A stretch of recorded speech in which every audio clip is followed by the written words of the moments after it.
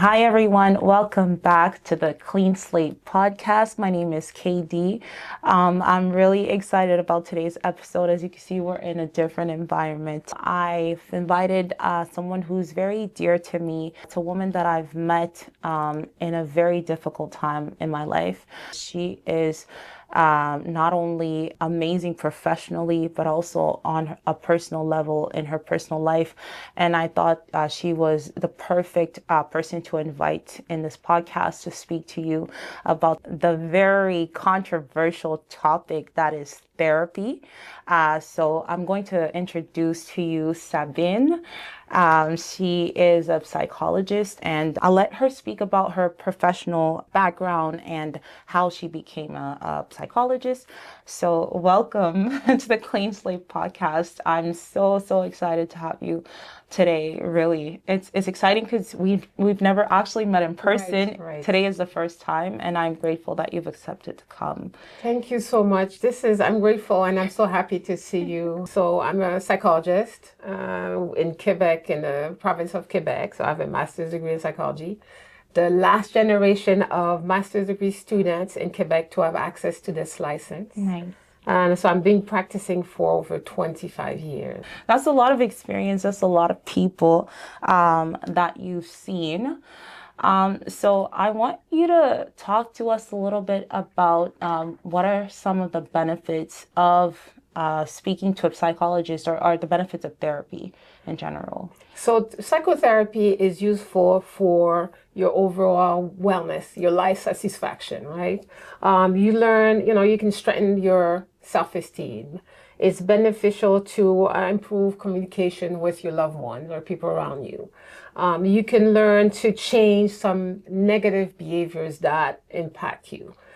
You can also improve relationships that you have, whether it's love relationship, friendships, or relationship with children. It's another way of being more aware of your emotions and be able to manage them properly.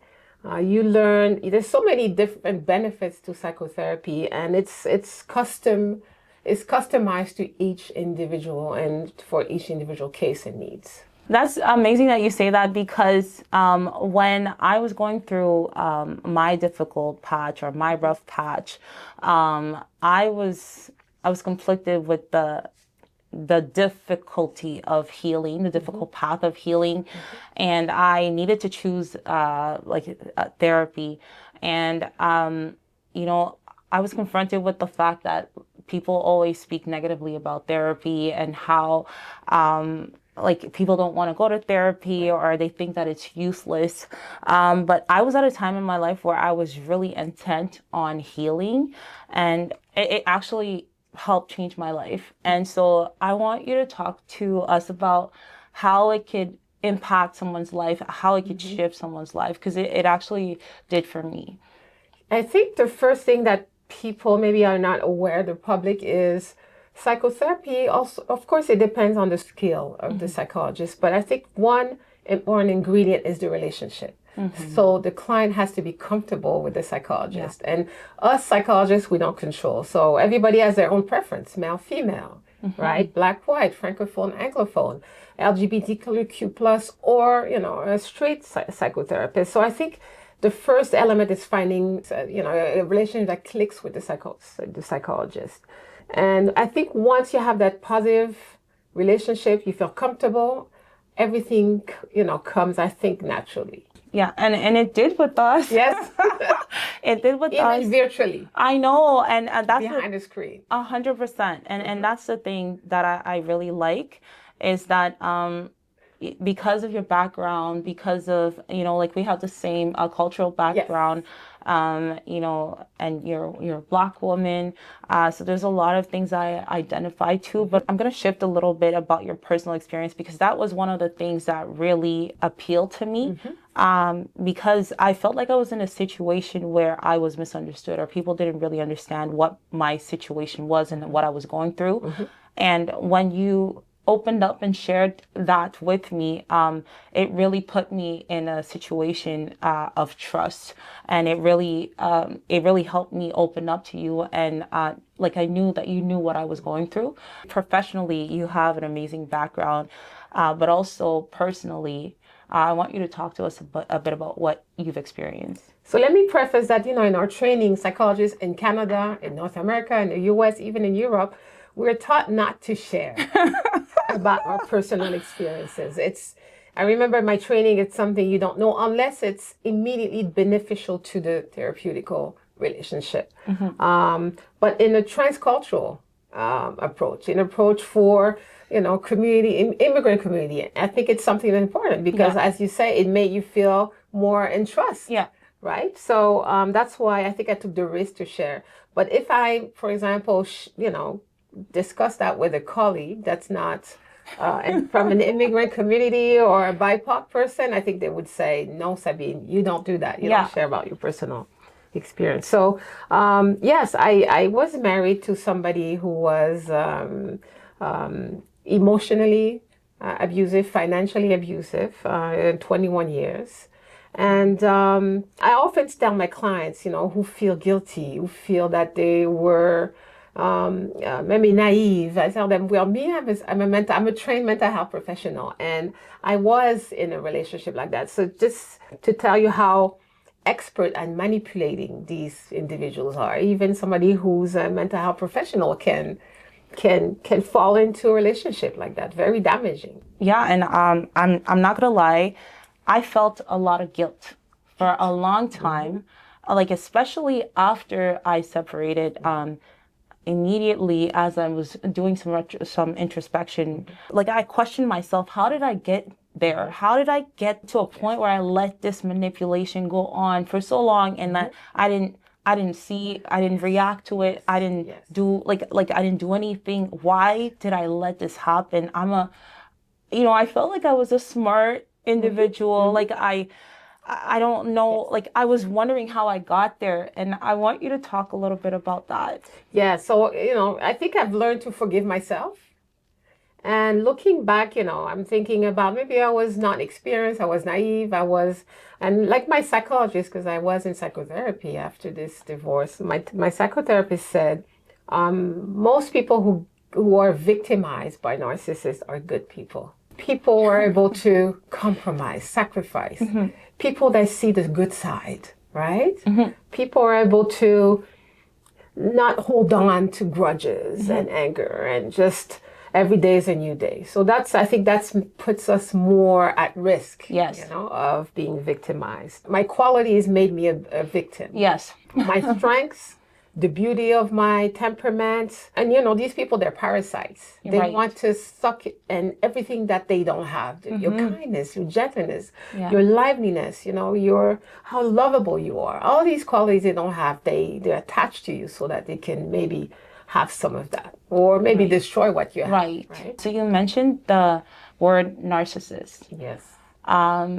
For people who don't know what that is, tell me a little bit about what a narcissist is. Right. So I say narcissist in general. Narcissist is not a diagnosis. It's like a trait. Good to know. It's good. The diagnosis is narcissistic personality disorder. Okay. Right? Okay. So that's a disorder, but I'll just say narcissist because it's widely used. When I use the term, I don't use it lightly. It's somebody who's manipulative, somebody who has no difficulty crushing, destroying another person for their own benefit, right? Somebody has no shame, no guilt. Somebody who feels so small and hurt, who has a wound that's so deep that only their needs take precedence on everything else, even when you talk about their children, people that they're supposed to love and protect. Right. Their own needs take precedence over these people's needs. So when I met my ex, I was not in a good place. I had experienced, a lot of guilt from a previous experience that I will share a little bit later, but I was not in a good place. And when he met me, at first, it was there was a lot of red flags because he kind of was toying with me. He was kind of speaking to me and making me feel like I'm the most wonderful person one day, and then he would ghost me a few days later, and then he would come back. There was a lot of things like, oh, I'm never going to get married. Oh, I'm never, I'm not a boyfriend type. I'm not this. And because I was already feeling a lot of guilt, I accepted a lot of these things. But then when it shifted a little bit before my marriage, there was a lot of love bombing. There was a lot of like grand gestures, and like he just was this changed person. He brought me to stores, and then everything happened really fast. Like we went to pick out a ring, and then we told my parents. He proposed right away. Like it was, everything was just happening so fast, and I didn't really get a chance to realize what was happening. I feel like a lot of the times throughout my marriage, there was a lot of the back and forth. Yes. Where I felt valued 1 second and then I felt like nothing the next. And I want you to talk about that. So it's a typical form of, manipulation where there's a circle of, love bombing and intense attention, and then they discredit and ignore, and then love bombing and ignore. So this back and forth, this circle creates a confusion. Right. You've confused and you stay because it's like intermittent conditioning for people who know what does that mean. You're not conditioned, you don't get attention every time, but you always hope that it's coming because it comes eventually. Oh my gosh, yes. It comes eventually, so you stay and you wait. That's a typical form of it's a circle of manipulation. That was a difficult thing for me because I always expected for the good to come back. And every once in a while he would show me the good. And then I'd be like, okay, maybe it's still there. Maybe there's hope. Yes. I thought that there was hope, but then it's like he would give me hope and he would snatch it away. And to like almost to a fault, because I'll tell you today, if there's one thing I dislike is when someone tells me, oh, we're going to have this whole beautiful plan. We're going to go out, or we're going to go on a trip, or we're going to do this whole thing. And then like for some reason, a few days before, he would just take it all away. And like he would just be like, yeah, we're not doing that anymore because of this reason or that reason. He would just tear down my hopes over and over and over again. That was one of the things. But you also said you were subjected to financial abuse. So I want you to talk about that as well. So the financial abuse is controlling the finances, controlling all the assets, right? Right. And letting you live on an allowance. So right. That's an interesting word you're using. Yes. Because I've been there. I've been there too. Yeah. So controlling it to the point where you depend on your spouse for your daily needs. Right. Other forms of financial abuse that other people have lived through is when the partner purposely destroy your credit scores. Oh my gosh. Been there as well. So you said you have been a psychologist for 25 years. You were married for 21. So you were already a psychologist. Yes. And you were making money. Yes. But he was controlling the money. I was living overseas. Right. And not working because I followed my ex-husband for his career as a United States diplomat. I see. So when you're a spouse overseas and you move from place to place, you depend on your spouse. Right. So on my end, before I was about to get married, I moved back to Montreal, thinking we were going to live in Montreal. But then eventually, he kind of like, I don't know if he changed his mind. I can't even remember because, the mind games, I can't tell who decided. But he was like, oh no, I never said we're going to Montreal. And he found that he started looking for places in Ottawa, in Gatineau. So is there such a thing as them trying to bring you away from your family?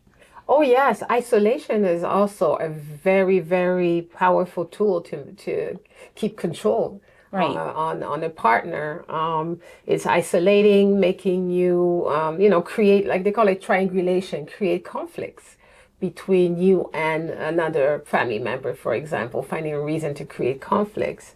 For example, in creating a story to make you be angry or push back a family member. So yeah, social isolation is a good way to control somebody. I felt that for a long time during my marriage where I just felt alone. And like we moved away, like we weren't that far from my family. But at first, every time we would go to Montreal to visit my family, it was always an issue. There was always an argument. Create an argument, a reason. Yeah. Crazy. It was crazy. Yes. But then eventually I felt overwhelmed and I felt like I had to cut off something. So I cut off that back and forth. But it just made me feel even lonelier. Like he was in control of a lot of things in my life. He was in control of where we were supposed to live. He was in control of the money, and he didn't necessarily have a career. But he had access to all of my stuff. I remember I would go to work and not have any money to eat. But I was going to work, or I didn't have enough money to take the bus and like just things like that. Like, because he was in control of the money. So then if he didn't give me money, I didn't have that money. So how do you navigate through that? This is, that reminds me of things that happened. I remember me too, when I was in Florida, 'cause we lived in West Palm Beach, Florida. I remember times when my mobile phone would be cut. And I would have to work, because I used to work in schools as a psychologist, and I would be needing to communicate.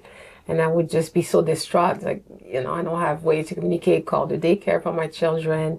It's a way to control and make you feel you're on your toes and you need them.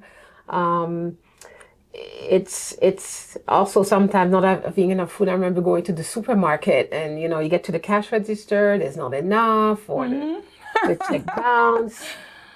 Married to somebody who has a good career and a good salary. And so do you. Yes. So do you. And you can't afford. You can afford. Because of my career, I was able to break free, right? Living overseas as a psychologist, the pandemic arrived. I was able to see patients in Quebec. Nice. Right? I was able to restart my practice before moving back to Canada. So what kickstarted your move? The pandemic. The pandemic, everything shuts down. So we were in 4 walls. I was living with a monster that usually I didn't know who he was, but he would be traveling and being overseas, in the States while we were in Africa. But when the pandemic arrived, everything shut down. Oh. So living 4 walls with somebody, you would walk on eggshells. Right. To avoid yelling, screaming for not particularly, important reasons. So it was very, very damaging to me and my children. I bet. And I was also approaching 50. I know there's something about women at 50. Don't mess with them. Don't mess with us at 50. So, I made a plan. I said, it's half of my life. I don't want to spend the rest of my days like this. I have one daughter who will leave, going to Canada for college. I'm gonna, I want my life back. While I'm still young, I can still do things. So the pandemic triggered it, and then the age, there's something about approaching 50, turning 50, I decided, no, I can't live with somebody who disrespects me, who ignores me, who humiliates me. And I started to make a plan. I'm going to ask you a question that people are probably going to ask me as well. Why did you stay for so long? The children. Can you expand on that? I thought divorcing would break the children. I thought I would tear my family apart. I would hurt my children. I thought, let me lay low and wait for them to be grown enough, right? But as they got older, they were not annoying little kids. They were teenagers. They had interesting conversation. The yelling continued, the belittling, And also something else that made me stay is because I was threatened. I think he threatened me to take the children. I see. Just to take the children, because he never took care of them. Right. In the day-to-day, making food, cooking, going to school, bringing them to their after-school activities. But he threatened. And he had the power and the financial power to take them away. To take them away at the court. So I think my instinct told me lay low until they're old enough. I have 2 questions. First, do you think that staying helped And second, do you think that it impacted the children? Oh, staying never helps.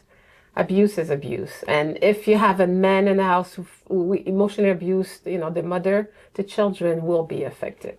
Did you see that effect on the children? Oh yeah, they were so affected, and no self-confidence, difficulty also in love relationship or looking for love relationship. It trickles down, The daughters, it's worse for the daughters of a male narcissist, of the father, right? The daughters of a narcissist are this. It's well documented that they're impacted in their ability to, find love and not reproduce. Right. The same thing, and not, I think these children, they attract narcissists. So you have to be very aware. So yes, it impacted them when, after the divorce, the three of us, me and my two daughters, we did at least a year of psychotherapy, individual therapy, to heal. Yes. Yes. And I think for the children, it's not over. For me as an adult, I think I was able to close a chapter and heal myself. But growing children were gaslit, were belittled by the person who should be their protector. This leaves lifelong scars. I think you said key words here. And I think I've experienced the same thing. Some of my children are a little smaller, but especially with my eldest, I think that he just, I didn't recognize how impacted he was until the separation. Right. And how it affected him, just being in that environment, just the toxicity. And even until now, there's some things that I feel he's impacted by that has impacted his life, his decision making, his choices. And he's trying to make amends and he's trying to make things work. But he was hurt. He was broken. He was actually broken. And I don't know how to reconcile with. How do you reconcile with that? It's a lifelong thing, because every important life event will re-trigger the pain. My daughter is going to graduate from college, and she's asking me, what are we going to do? Are we inviting him? Well, if we do, he may not come, but if he comes, he may create havoc. Then, the wedding, then the first child. Every important life event will re-trigger the pain. What's your advice for people that are in situation of abuse? And I know that being with a narcissist could be one thing, but I know that there's some people that experience all sorts of abuse. And if you could actually tell us what kinds of abuse there are actually, or expand on the different types of abuse, and what should we do at that point? Okay, so the first question, the different kinds of abuse. There's a physical abuse that we hear and see in movies, the hitting, slapping, kicking, damaging furniture or objects. Some in some instances the use of weapons to hurt, right? So this is physical abuse. Then there's emotional abuse that I think we talked about, the name calling, humiliating, belittling, the controlling, following, the stalking, and also the technological stalking and controlling, demanding passwords, controlling emails, right? Putting tracking devices on your car. So all these are emotional abuse. The sexual abuse, being coerced to have sex with another person, and we can think about human trafficking. Being coerced to have sex without full consent, if the partner is not fully conscious, right? Also, coerced sex without protection or sabotaging. Birth control is another form of sexual abuse. In marriage. In marriage. In marriage. Because it can happen. Yes, in marriage, and harming the partner during the sexual activities. So I experienced two things which were very concerning to me. So at one point, I really wanted to, after my second child, I really wanted to have children. And he did not want to have children at all. So for a good 2 years, he would make sure that we did not have children, and he did not want to. And eventually I kind of made peace with it, and I was just yeah, I'm good. I don't want to have any more children. And then came the let's have a child. And we were going through a lot of things in our marriage. So then he was pushing for us to have a child when I was no longer interested. Yes. One more thing that happened before my separation, which was like my ultimate bomb drop. Yes. He refused to sleep in the bed with me and to have sexual relationships with me. And I came to a point where I was literally begging him to have sex with me. And he just was categorical. He did not want to. I was doing all the things. Yes. Yes. And he just was categorical. And after the fact, like I realized that was a manipulation. Like he just was doing it on purpose to not sleep in the bed. Like all the things that I requested, like he wasn't doing anything at all. And then like even the sex part, like for me to actually ask him and beg him, and he just did not want to, yet he had needs. Like I would catch him doing stuff, just not with me. So then how can you speak about that? It sounds like an extreme form of silent treatment where you just become invisible. It creates like a barrier to make you invisible. It's it's like an extreme form of manipulation. That's crazy. And control. Once again, like my question is, how do we get out?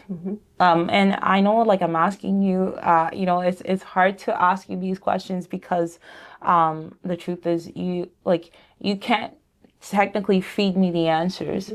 But how does one person deal with that? How does one person get out? Is getting out the right choice? It's difficult. I think each situation is unique. I talked about the pandemic and I talked about turning 50, maturity, emotional maturity to make me understand my situation. Getting out can be perilous. It's when a woman leaves a toxic, abusive relationship, it's the most dangerous time in a relationship. So it has to be done carefully. Yes. You have to put in place safety measures. Strategically. Yes. It must be done strategically. Yes. And that's very important. I often see in movies women who say, I'm gonna leave you, and scream it aloud, and of course she's not gonna leave the door, by the night, she's gonna be, strangled or dead or so strategic. Yeah. Did you fear for your life? Yes, I did. Okay. I did at some point fear for my life. So I had to be strategic and know my resources. Right. And have witnesses. Right. Find witnesses. Either me, I was at a special environment. I was with the embassy. So, having neighbors, having people around, your children's teacher or a friend that you trust, having people that know your situation and can come into action if need be, if you need to flee, if you need a safe space, if you need to hide. Yes, it has to be strategic and careful. This is why I liked you from the get-go, because I feel like you're stealing the words right out of my mouth. And it feels good to talk to someone that understands, because I felt afraid. Yes. When I was ready to get out, because I wasn't ready as well for a long time, but when I was ready to get out, I knew I had to call people in because I couldn't do it by myself for all the reasons that you said. And it's really difficult because people tend to minimize, because physical abuse, you can see it. Yes. But the verbal abuse, the financial abuse, and like all sorts of abuse, because I've experienced different kinds of abuse throughout, and I just feared for my life. I feared for my life deeply, and I did not know, I knew I had to be strategic about the way I leave, because I did not know what the reaction was going to be, what the response was going to be. Exactly. So I think it's important what you said, because same thing when I went through the court process, I needed proof, I needed witnesses, I needed, you need to have these things in place, you need to put measures in place and be strategic about the way you leave. Unfortunately, when you go through abuse, one last thing I want to touch on is therapy. When is a good time to go to therapy? And is it how, I know that you spoke about how helpful it is and the benefits of it, but when is it a good time to go to therapy? And can you kind of debunk some of the myths about that people, especially in our cultural society. Yes. But can you debunk some of the myths about therapy so that people can see the benefits? Therapy is simply a conversation with a professional that can guide somebody to, you know, have a better life satisfaction, to not redo the same mistake. Because when you're in an abusive relationship, you have a tendency to repeat the same pattern, Yeah. right? So it's simply an exchange. It's not going to be medicalized. You don't necessarily going to have a diagnosis, but it's just having some tools to go about life, to have satisfactory, relationships, to heal from the hurt and the pain of the abuse, to forgive yourself, right? To forgive yourself. And also learn what tools are available for other people that were hurt. If you have children, for example, Yeah. other family members who were hurt in the midst of that relationship. So the timing, I think when somebody is ready, they know that they want to heal. So to give it a try, but also I know it's hard to find psychologists because there's not a lot of us available. Right.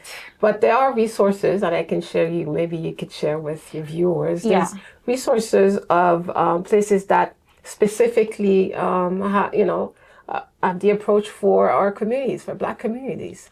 Good. So psychologists who know how to approach or hesitancy or worries about Right. what mental health means. So there are people who are trained for that and that can help you feel more comfortable with the process. That's amazing. And I can speak for myself when I say therapy was just a breaking point for me because it helped me a lot. And I encourage you, like, I'm going to put those resources because I think it's important. And it was a huge part of my healing. And, I know people are often worried about cost, but there are resources as well that are out there. So I think that you should put everything you've got invest everything you've got into your healing.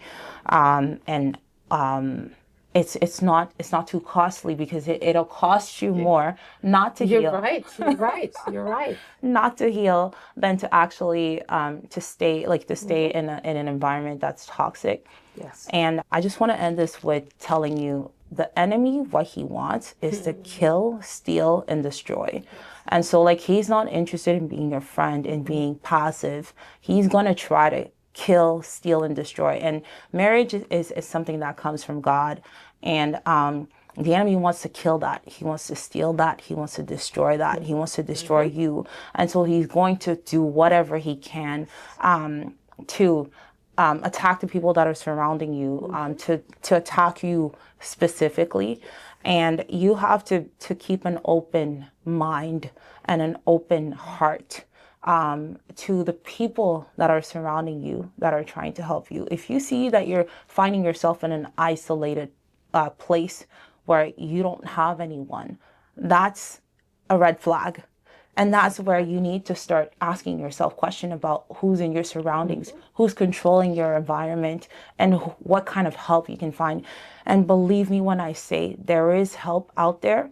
You just have to actually make the step of going to find that help. And that's a hard step to take. But I encourage you to take it because there are people that want to help you. There's an enemy that wants to destroy you, that wants to destroy your family and your marriage.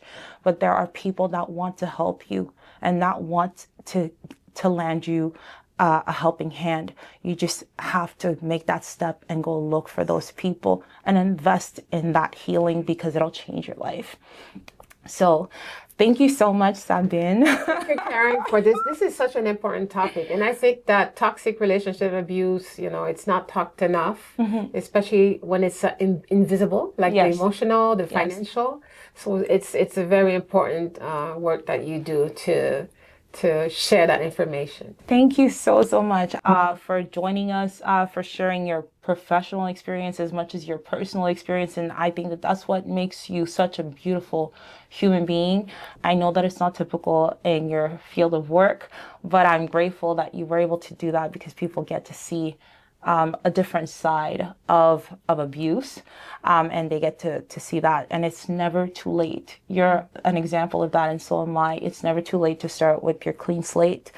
So feel free to share, feel free to subscribe. I will put resources on the page. I'll share resources, but feel free to like, subscribe, and cannot wait to see you again. God bless.